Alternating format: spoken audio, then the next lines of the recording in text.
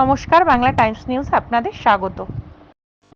আরজি কর medical college হাসপাতালে doctor খুনের ঘটনার প্রতিবাদে মেদিনীপুর মেডিকেল কলেজের জুনিয়র ডাক্তাররা আরও সুর চড়ালেন আন্দোলনে।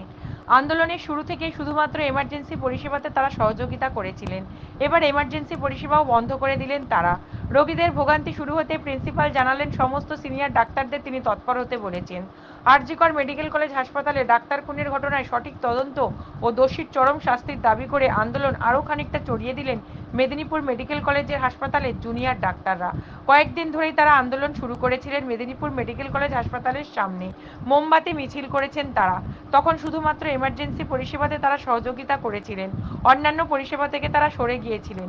সোমবার বিকেল 3:30 নাগাদ তারা সাংবাদিক সম্মেলন করে বললেন, যতক্ষণ না দোষীর চরম শাস্তি হবে ততক্ষণ তারা গতিতে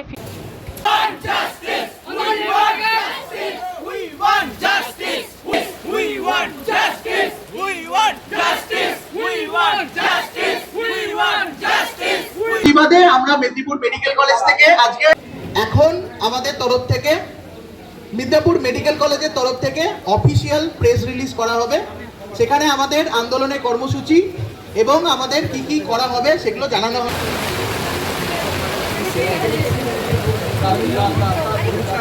ডিন স্যারের সাথে এবং আমাদের কলেজের রেসপেক্টেড এইচওডি স্যার এবং আরও কিছু সম্মানীয় ব্যক্তিকে নিয়ে আমাদের ছাত্রদের তরফ থেকে যে কমিটি গঠন করা হয়েছে তাতে কিছু আলোচনা হয়েছে।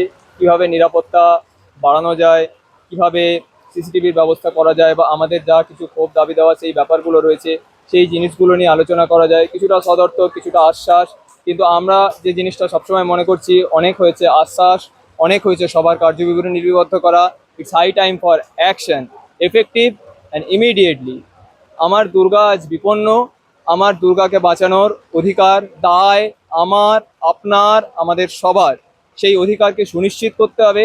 আর একজনের সাথেও যেন এরকম না হয়, তাই মৌখিক আশ্বাস নয়, আমাদের চাই অ্যাকশন।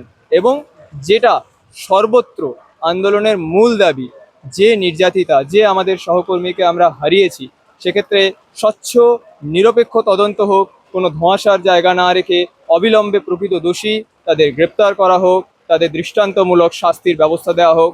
এই জাস্টিস যতক্ষণ না সার্ভড হচ্ছে ততক্ষণ পর্যন্ত মেডিকেল ফ্রেটার্নিটির সাথে সহমত রেখে আমাদের এই সিজ ওয়ার্ক জারি থাকবে। কোন কোন জায়গায় সিজ ওয়ার্ক হচ্ছে, মানে কি কি পরিষেবা বন্ধ থাকছে?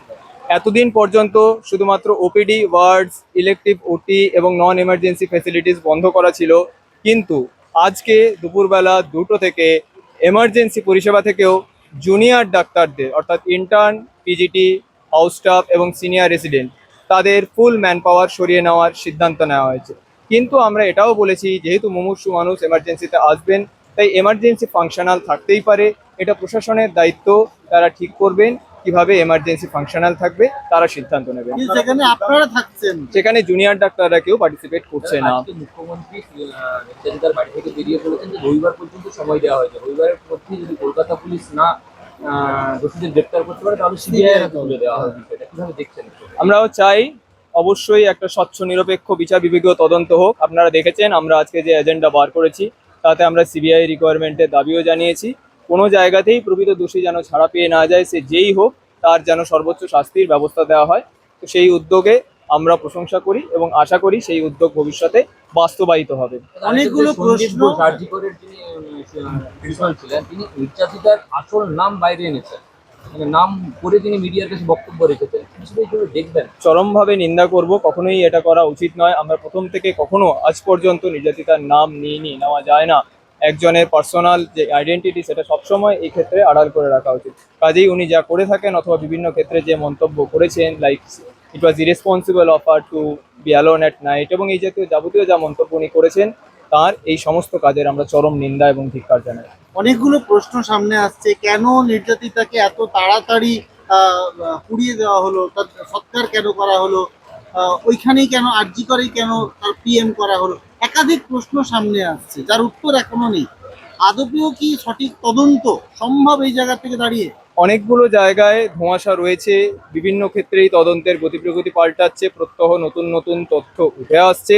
কিন্তু অ্যাজ মেডিকেল ফ্র্যাটার্নিটি বাইরে বসে থেকে অনেক দূর থেকে আমার পক্ষে বা আমাদের কারোর পক্ষেই সেই নিয়ে কোনো মন্তব্য করতে যাওয়া অর্বাচীনের মতো কাজ হবে।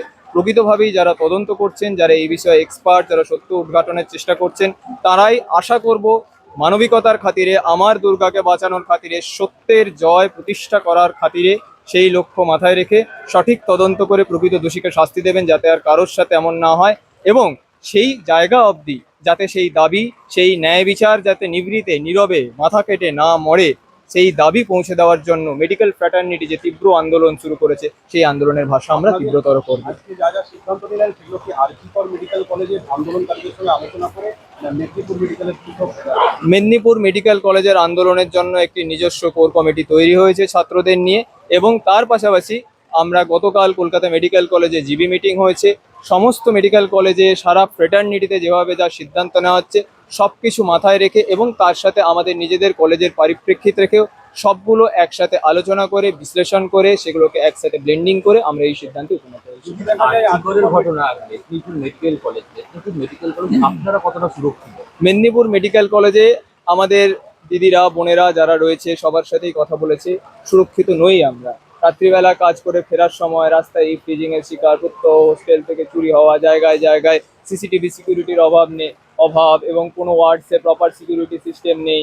হ্যাঁ, এবং হচ্ছে যখন তখন অতিরিক্ত সংখ্যক মব অ্যাটাকিং, যে কোনো সময় প্রত্যেকটা মেডিসিন ওয়ার্ড, সার্জারি ওয়ার্ড, যে কোনো সময়, মানে দিনে প্রায় 2বার থেকে 3বার করে যে কোনো হিংসা বা যে কোনো সময় হয়ে যেতে পারে। তাহলে সেই জায়গাগুলো থেকে যে ঘটনা আজকে ঘটেছে সেটা যেন ভবিষ্যতে আর না হয়, সেটা নিরাপত্তা করার আওয়াজ, সেটা যদি আজকে না তুলি তাহলে আর ভবিষ্যতে কখনো সেটা তোলার সুযোগ আসবে না। একটা কোথাও কি এখানকার দিদিরাও আতঙ্কে রয়েছে? এখানকার দিদিরাও আতঙ্কে রয়েছে।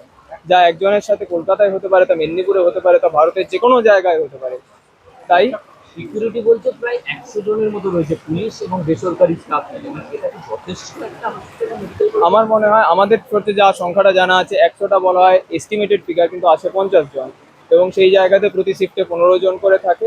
বাকি 50 জন বাড়ানোর জন্য অনেকদিন থেকে কথা বলা হচ্ছে, পাওয়া যাচ্ছে না। এই আশ্বাসের সময় শেষ হয়েছে, এবার অ্যাকশন নেওয়ার সময়। আজ যদি আমরা সিকিউরিটি না দিতে পারি তাহলে কবে আমরা আমাদের দুর্গাকে বাঁচাবো?